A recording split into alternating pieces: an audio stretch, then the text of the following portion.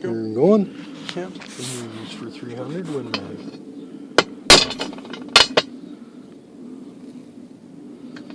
perfect. When you don't happen to have a punch handy. Might be necking back a little bit.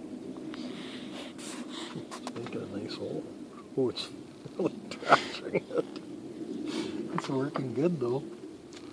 I think I need a 30-06 now. Just keep rolling it.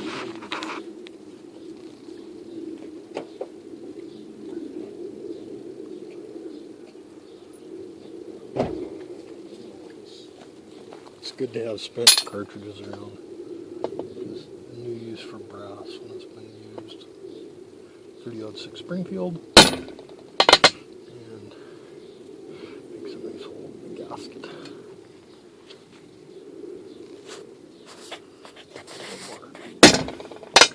I kind of necked that one back a little too.